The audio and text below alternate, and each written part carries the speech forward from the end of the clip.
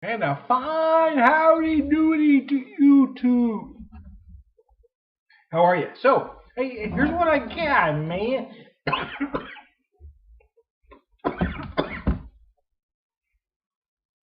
Excuse me, I've been fighting this cough. My throat gets dry and it jacks me up. Anyway, bear with me, y'all. So, I got Bluegrass Brewing Company Bourbon Barrel Stout.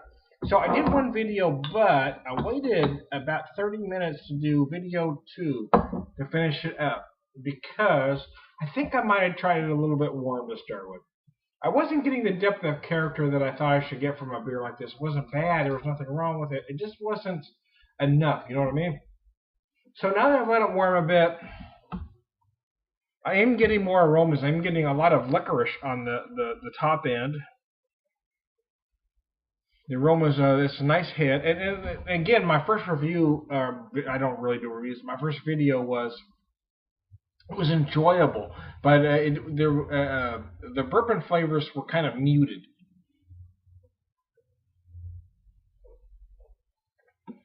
So now that I let this one sit a little bit, the aromas are bigger.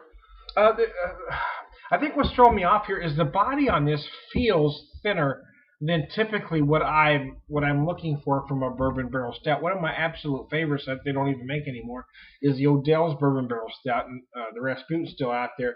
But the Odell's is beautiful because it is incredibly complex, and I think that's what this one's missing. Not that there's anything wrong with it. It actually makes it more approachable and more drinkable. And maybe that's what they're going for here, a more approachable, more drinkable bourbon barrel stout rather than big and complex, because that's what they got here. It is approachable. It is drinkable.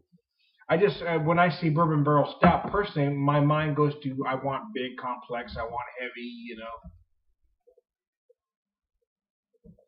The body on this is a lot thinner. Even as I've let this warm to about 55-ish, the aromas have opened up more. Again, I'm getting certain aromas bigger than I was getting before. Liquor, black licorice specifically.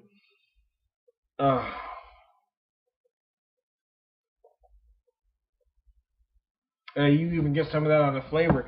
I'm not getting as much bourbon flavor as, say, you get from the the bourbon barrel aged Rasputin. Old Rasputin.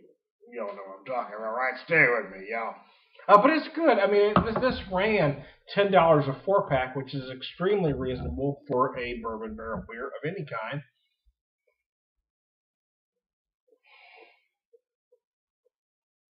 There is some smokiness, but it is light. It feels to me that all the bourbon-esque flavors feel muted.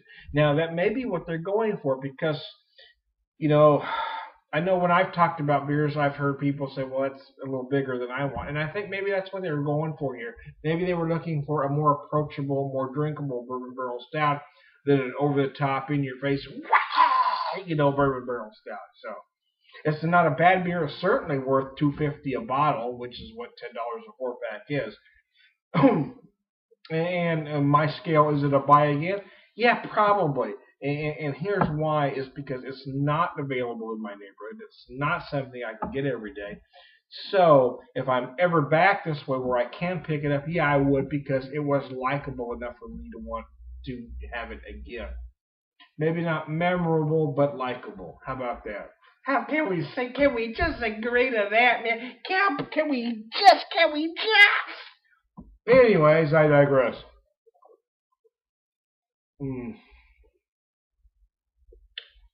I know some might not like that I'm drinking out of a ham's glass. I just like the size of the glass. Look at that, it just works perfect.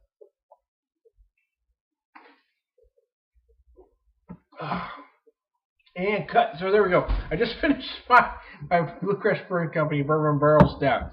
Oh, I'm out of here.